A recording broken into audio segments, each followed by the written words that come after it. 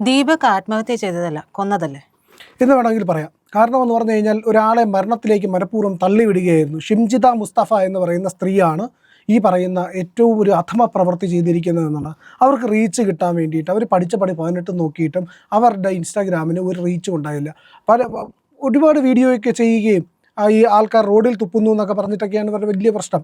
അങ്ങനെ വലിയ പ്രശ്നം ഉണ്ടാക്കി ഈ പറയുന്ന വീഡിയോ ഒക്കെ ചെയ്ത ഇവർക്ക് ഒരു തരത്തിലും റീച്ച് കിട്ടാത്തതുകൊണ്ട് അവസാന അടവാണ്. നമ്മുടെ ഒരു KSRTC ബസ്സിൽ മുമ്പൊരു വീഡിയോ പ്രചരിച്ചിരുന്നു. ഒരു പെൺകുട്ടിയെ ശല്യം ചെയ്ത് അവർ അവസാനം ഗതികെട്ട് വീഡിയോ എടുത്തിട്ട് അതുപോലെ ഇവർ അങ്ങനെ അങ്ങ് വൈറലാവാമെന്ന് വിചാരിച്ചിട്ട് ഈ പറയുന്ന ഷിംജിത മുസ്തഫ എന്ത് ചെയ്തു എന്ന് പറഞ്ഞു കഴിഞ്ഞാൽ ഒരു പാവപ്പെട്ട ഒരു മനുഷ്യൻ, അയാൾ അത്തരത്തിൽ പ്രവർത്തിക്കുന്ന ഒരാളല്ല, വളരെ മാന്യനായി ജീവിക്കുന്ന ഒരു വ്യക്തി, ആ വ്യക്തിക്ക് നേരെ ഒരു അപവാദ പ്രചരണത്തിന് വേണ്ടിയിട്ട് ഒരു വീഡിയോ അവരെ നേരത്തെ അറിയാമെന്നുള്ളതാണെന്ന് തോന്നുന്നില്ല, ബസ്സിൽ വെച്ചിട്ട് ഇവരുടെ ദേഹത്ത് തട്ടുന്നതായിട്ട് കാണിച്ചുകൊണ്ട് വീഡിയോ എടുക്കുകയാണ്.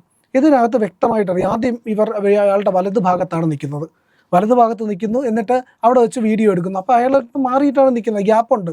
അത് കഴിഞ്ഞതിന് ശേഷം അയാളുടെ പിന്നിലേക്ക് പിന്നെ ചെന്ന് നിൽക്കുന്നത് കാണാം. ഇവർക്ക് വീഡിയോ എടുക്കാനുള്ള ഗ്യാപ്പ് അവിടെ ഉണ്ടെങ്കിൽ സ്വല്പം നീങ്ങി നിന്നാൽ മതിയല്ലോ, അത് ചെയ്യുന്നില്ല.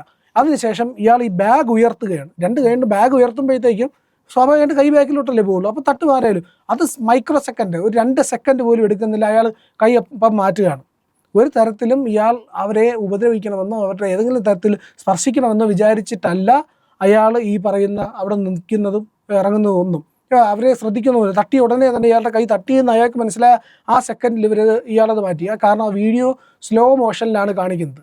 എന്നിട്ട് ഇവരുടെ സൈക്കോളജി ഇതാണ്, ഇയാളുടെ ടെംപ്റ്റേഷനാണ്, അയാളുടെ സ്വഭാവമാണ്, സൈക്കോയാണ് എന്നൊക്കെ പറഞ്ഞു അയാളെ അപമാനിച്ചുകൊണ്ട് അയാളെ അധിക്ഷേപിച്ചുകൊണ്ട് ഒരു വീഡിയോ ചെയ്യുകയും കൂടെ ചെയ്യുന്നു. ഇവരെ മുസ്ലിം ലീഗ് നേതൃത്വം ഇവരെ പൂർണ്ണമായി സംരക്ഷിക്കാനുള്ള എല്ലാ സാധ്യതകളുമുണ്ട്. കാരണം എന്ന് പറഞ്ഞു കഴിഞ്ഞാൽ ഇവർ അരീക്കോട് പഞ്ചായത്ത് വെള്ളേരി വാർഡിലെ മുസ്ലിം ലീഗിൻ്റെ കഴിഞ്ഞ ടൈമിലെ മെമ്പറായിരുന്നു എന്നുള്ളതാണ്. ഇവർ ലീഗ് സ്ഥാനാർത്ഥിയായിട്ടുള്ളതിൻ്റെ ഈ പറയുന്ന സ്ഥാനാർത്ഥിയായിട്ട് മത്സരിച്ചതിൻ്റെ ഫോട്ടോയൊക്കെ ഉണ്ട്, മറ്റേ പോസ്റ്ററൊക്കെ ഉണ്ട്.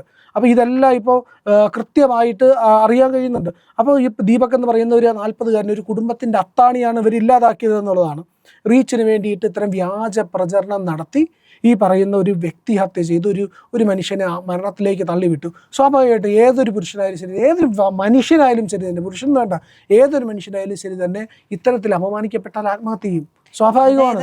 പ്രിയ, അതിൽ ഒരു കാര്യം എന്ന് പറഞ്ഞാൽ എല്ലാവരും ആത്മഹത്യ ചെയ്യുമെന്ന് പറയുമ്പോൾ ഇയാൾ എന്തിനാ ആത്മഹത്യ ചെയ്തു എന്ന് ചോദിക്കുന്നവരോട് എനിക്ക് പറയാനുള്ള ഒരു കാരണം, അത് എല്ലാവരുടെയും മനസ്സിൻ്റെ കട്ടി എന്ന് പറയുന്നത് ഒരേപോലെ ആയിരിക്കില്ല. പലരും പല റേഞ്ചിലുള്ളവരാണ്. നമ്മുടെ മാനസികാവസ്ഥയൊക്കെ അതിനനുസരിച്ച് മാറുന്നതാണ്. മനുഷ്യൻ മൃഗമായി മാറുകയും അതല്ലാതെയുള്ള സോഫ്റ്റ് കോർണറുള്ള മനുഷ്യനായി മാറുകയും ചെയ്യുന്നുണ്ട്. ഇത് ഇത്തരത്തിലുള്ള ഒരു മാനസികാവസ്ഥയിലേക്ക് പോകുമ്പോൾ ആ മനുഷ്യൻ അത് താങ്ങാനുള്ള മനക്കട്ടി ഉണ്ടായിരുന്നില്ല. കാരണം ആ സമൂഹത്തിൽ അവരുടെ വീട്ടിനുള്ളിൽ 3 മക്കളുണ്ട് ഇയാൾക്ക്. ഈ മനുഷ്യന് 3 മക്കളാണ്. ഈ മക്കളെ കൂടി ആലോചിച്ചുകൊണ്ടായിരിക്കും. കാരണം ഇനി എങ്ങനെ ഞാൻ എൻ്റെ മക്കളുടെ മുഖത്ത് നോക്കും, ചെയ്യാത്ത തെറ്റിനാണല്ലോ എൻ്റെ ഈ ഒരു വീഡിയോ പ്രചരിപ്പിച്ചിരിക്കുന്നത് എന്നുള്ള മാനസികാവസ്ഥ വരുമ്പോൾ ഒരുപക്ഷെ മനസ്സിന് കട്ടിയില്ലാത്ത മനുഷ്യന്മാർ ഈ സമൂഹത്തിലുണ്ട് എന്നുള്ളത് കൂടി നമ്മൾ ഓർക്കണം എന്നുള്ളതാണ്. അങ്ങനെ ഒരു ഗോവിന്ദപുരം സ്വദേശിയാണ്, കോഴിക്കോട് ഗോവിന്ദപുരം സ്വദേശിയാണ്. അയാൾ ഓഫീസ് ആവശ്യത്തിനാണ് ഈ പറയുന്ന കണ്ണൂരേക്ക് പോയത്. കണ്ണൂർ വെച്ചിട്ടാണ് ഈ ബസ്സിൽ ഈ സംഭവം ഉണ്ടാകുന്നത് എന്നുള്ളതാണ്.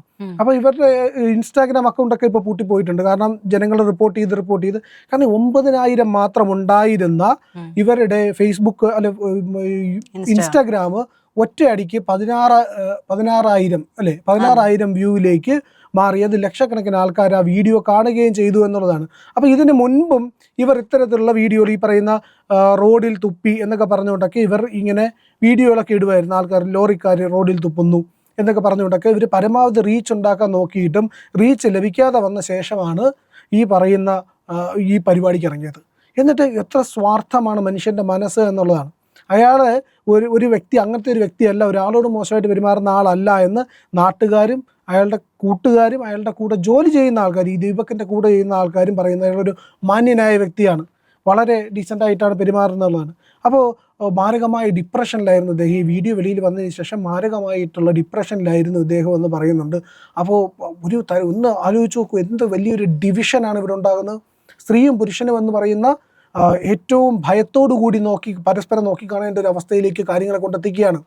ഈ പറയുന്ന രാഹുൽ ഈശ്വർക്ക് ഇതിനെതിരെ പരാതി കൊടുത്തിട്ടുണ്ട്. രാഹുൽ ഈശ്വറിൻ്റെ കാര്യം വേറെ, അതവിടെ നിൽക്കട്ടെ, അത് ഇതിലേക്ക് കൊണ്ടുവരാൻ തീരെ താല്പര്യമില്ലാത്തത് കൊണ്ട് അതിനെപ്പറ്റി സംസാരിക്കുന്നില്ല. പക്ഷേ ഒരു മനുഷ്യൻ്റെ ജീവിതത്തെ അയാൾ അപമാനിച്ച്, സ്വന്തം റീച്ചിന് വേണ്ടി അയാൾ അപമാനിച്ച് ഇല്ലാതാക്കി നശിപ്പിച്ച് അയാൾ ആത്മഹത്യ ചെയ്യിച്ചു. ആ കുടുംബം മുഴുവൻ അനാഥമായി, ആ കുട്ടികൾ അനാഥമാകുന്നു, ആ കുടുംബത്തിൻ്റെ ഏക അത്താണി ഇല്ലാതാക്കുന്നു ഇവരുടെ റീച്ചിന് വേണ്ടിയിട്ട്. കാരണം ഇവരുടെ മാനസികാവസ്ഥ അതാണ് എന്നുള്ളതാണ്. കാരണം ഇവർ ലീഗുകാരിയാണ്.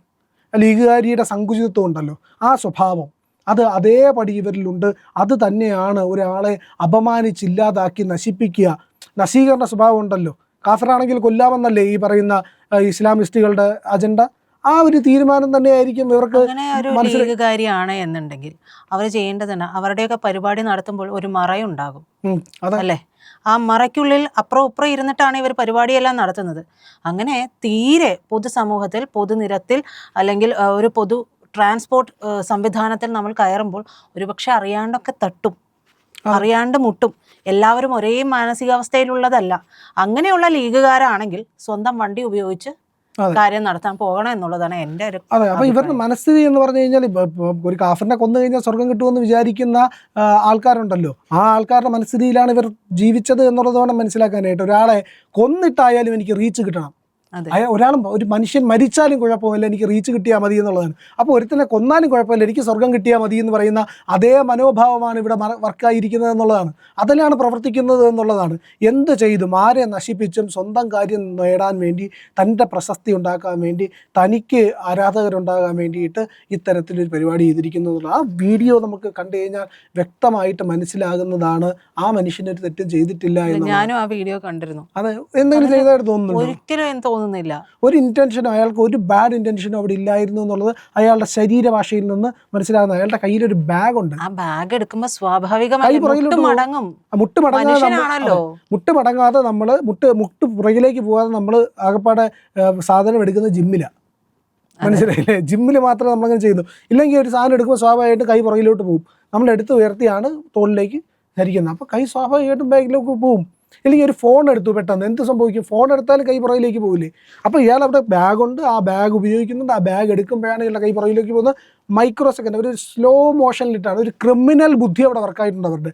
ആ വീഡിയോ അവർ സ്ലോ മോഷനിലാണ് കാണിക്കുന്നത്. അപ്പോൾ ഒരു 3, 4, 5, 6 സെക്കൻഡ് നീണ്ടു നിൽക്കുന്നതായിട്ട് തോന്നും. പക്ഷേ 2 സെക്കൻഡാണ്. ആ 2 സ്പീഡിലിട്ട് കണ്ടു കഴിഞ്ഞാൽ പെട്ടെന്ന് മനസ്സിലാവും. പെട്ടെന്ന് കൈ തട്ടുമ്പോൾ തന്നെ അയാൾ കൈ മുന്നിലേക്കാക്കി അയാൾ പോവുകയാണ് ചെയ്യുന്നത്. അല്ല, ഇത്രയും വീഡിയോ എടുക്കാൻ സമയം ഉണ്ടായല്ലോ, എന്തുകൊണ്ട് പ്രതികരിക്കാൻ കഴിഞ്ഞില്ല? അതാണ് ചോദിക്കുന്ന പ്രധാനപ്പെട്ട ചോദ്യം. എല്ലാവരും ചോദിക്കുന്നുണ്ട് അതിൻ്റെ അത്. ഈ വീഡിയോ എടുക്കുന്ന സമയത്ത് എങ്ങനെ മാറിയില്ല എന്ന് പറഞ്ഞാൽ പോരെ? ഒരു സ്ത്രീ ഒന്ന് ഒച്ച വെച്ച് കഴിഞ്ഞാൽ അപ്പം മാറി നിൽക്കില്ലേ അവിടെ? കാരണം അങ്ങനെയുള്ള ഇൻറ്റൻഷനിലല്ല അയാൾ അവിടെ നിൽക്കുന്നതെന്ന് അവർക്കും അറിയാമത്. കാരണം അയാൾ അത്തരക്കാരനല്ല, അങ്ങനെ പെരുമാറുന്ന ആളല്ല എന്നുള്ള പൂർണ്ണ ബോധ്യം ഉണ്ടായിട്ട് തന്നെയാണ് ഇവരവിടെ പെരുമാറിയത്. ഒരു തെറ്റും ചെയ്യാത്ത ഒരാളെ ശിക്ഷിക്കാൻ വേണ്ടിയിട്ടാണ്, അയാളെ അപമാനിക്കാൻ വേണ്ടിയിട്ടാണ് അയാൾ ആത്മഹത്യ ചെയ്തു. ആ സ്ത്രീ ചെയ്ത ഏറ്റവും വലിയ അശ്ലീലം എന്താണെന്ന് മനസ്സിലായോ? രണ്ടാമത് ആ മനുഷ്യനെ ഏറ്റവും മോശക്കാരനായി ചിത്രീകരിച്ചുകൊണ്ട് ഒരു വീഡിയോ ഇട്ടു. അതെ, അത് ചെയ്യാമോ ഒരു മനുഷ്യനോട്? അതെ, ഇവരുടെ ലക്ഷ്യം അതായിരുന്നു. അതായത് ആദ്യത്തെ പോസ്റ്റിന് റീച്ച് കിട്ടി, രണ്ടാമത്തെ വീഡിയോയ്ക്ക് കുറച്ചുകൂടെ റീച്ച് കിട്ടുമല്ലോ എന്നുള്ള ലക്ഷ്യം വെച്ചിട്ടാണ് അവർ ഈ പറയുന്ന വീഡിയോ ചെയ്തിരിക്കുന്നത് എന്നുള്ളതാണ്. ആ വീഡിയോ അപ്പം മനഃപൂർവ്വമായി ആക്രമിച്ചില്ലാതാക്കി ഇവരെ ലീഗ് സംരക്ഷിക്കും, ഉറപ്പാണ്. ലീഗ് ഇവരെ പ്രൊട്ടക്റ്റ് ചെയ്യും. ലീഗ് പ്രൊട്ടക്റ്റ് ചെയ്യുന്നതിന് മുമ്പ് കൃത്യമായ നടപടി എടുക്കും. കാരണം കേസെടുത്തിരിക്കുന്നത് അസ്വാഭാവിക മരണത്തിനാണ്. അസ്വാഭാവിക മരണത്തിന് കേസെടുത്തിരിക്കുന്നു എന്നുള്ളത് മാത്രമേ ഉള്ളൂ. അതല്ലല്ലോ, ആത്മഹത്യാ പ്രേരണ കുറ്റമില്ലേ ഇവിടെ? ഒരാൾ ആത്മഹത്യയിലേക്ക്, നരഹത്യാ കേസ് തന്നെയാണ് എടുക്കേണ്ടത്, കൊലപാതക കേസാണ് ഇവർക്കെതിരെ എടുക്കേണ്ടത്. ഒരാളെ ഒരു കാര്യവുമില്ലാതെ അയാൾ ആക്രമിച്ച് ഇല്ലാതാക്കി അയാൾ ആത്മഹത്യ ചെയ്യിച്ചതാണ് എന്നുള്ളതാണ്. അപ്പോൾ ഇത് വളരെ ക്രൂരമായ ഒരു മനസ്ഥിതിയാണ്. ഞാൻ പറഞ്ഞില്ലേ, ഈ പറയുന്ന പോലെ കാഫിറിനെ കൊന്ന് സ്വർഗത്ത് ചെന്നാൽ ഹൂറിമാരെ കിട്ടും എന്ന് പറയുന്ന മനസ്ഥിതി ഉണ്ടല്ലോ, ആ മനസ്ഥിതിക്ക് തുല്യമാണ് ഇവർ ഈ പറയുന്ന തനിക്ക് ആരെങ്കിലും ചത്താലും കുഴപ്പമില്ല, എനിക്ക് റീച്ച് കിട്ടിയാൽ മതി എന്ന് പറയുന്ന ഈ രീതിയും. യാതൊരു സംശയവുമില്ല ഇത് ഒരു ദുഷ്ടലക്ഷണമാണ്, ഏറ്റവും നീചമായിട്ടുള്ള മനസ്ഥിതിയാണ്. ഇതിൽ നിന്ന് മുക്തമാകാതെ, ഇതിൽ നിന്ന് മാറാതെ എന്ത് ചെയ്തിട്ടും കാര്യമില്ല എന്നുള്ളതാണ്.